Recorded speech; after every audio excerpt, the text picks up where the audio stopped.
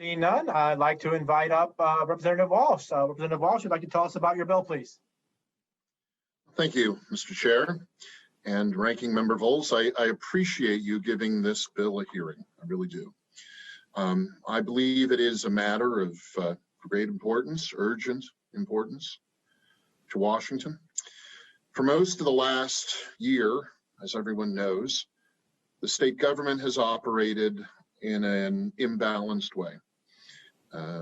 Some Washingtonians believe in a way that's caused a constitutional crisis. Decision-making authority and rulemaking has been concentrated in one branch of the government, the executive branch.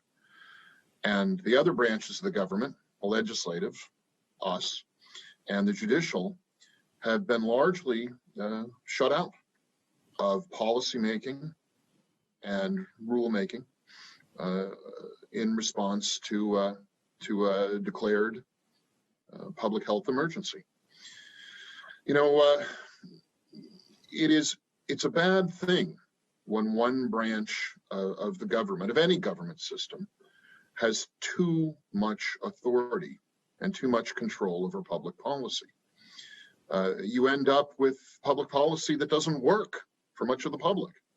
And I'm afraid that's where we are now. Recently, as you know, there's been a great deal of consternation in this state over the executive branch's use of a regional approach to reopening the state. And many of our constituents, many of our neighbors have voiced intense frustration and dissatisfaction with that regional approach. You know, how did we get here? I mean, so how do we get to this place where we're looking at a truly constitutional issue? You know, the status quo that we have in defining and allowing the executive branch to use extraordinary powers during a declared emergency has come about in a sort of piecemeal, gradual way. The body of our law that describes these extraordinary powers is spread around a couple of sections of the RCW, the Revised Code of Washington. Chapters 42 and 43 primarily, but with regard to a health crisis, sections of Chapter 77 as well. And what the executive branch has done is it's stitched together these sections and subsections of state law to put together a theory about unilateral executive branch control that has largely prevailed in the public discourse about what our state government should do in a time of declared emergency. And I believe that this theory, even though it has been successful recently, is flawed.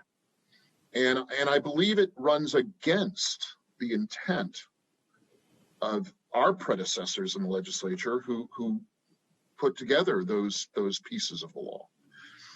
I believe that the intent of our state law and our public policy around emergencies is meant to be very narrowly tailored. It's meant to give our executive really great, awesome power for a short time in the case of a true emergency, to be able to assure the continuity of government, to be able to get services to people effectively. And I think that we all basically agree that there should be some latitude to the executive to do these things. But this extraordinary power, this awesome power, should not be in place for on a year. We've been under these emergency declarations and the proclamations resulting from it for too long.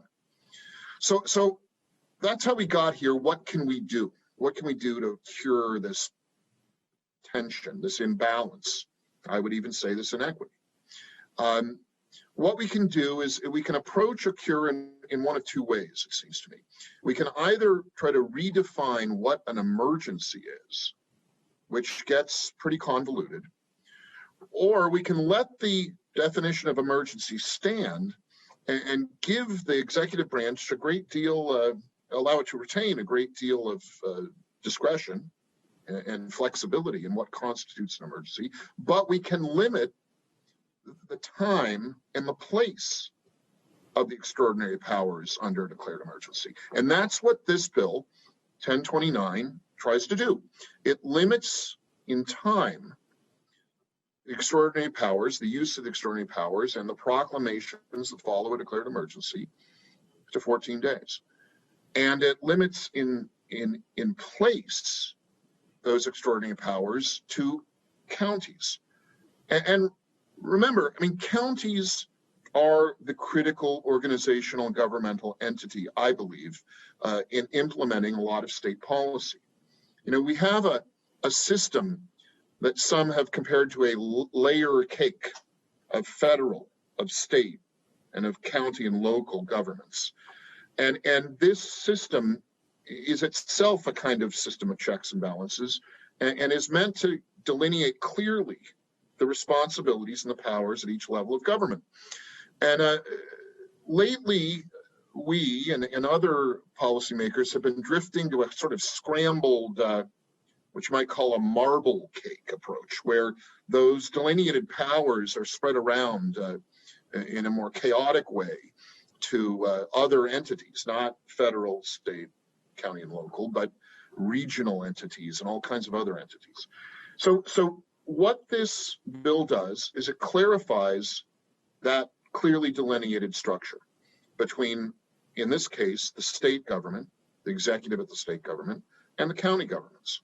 And I think that's critical to good, effective governance for the people of Washington.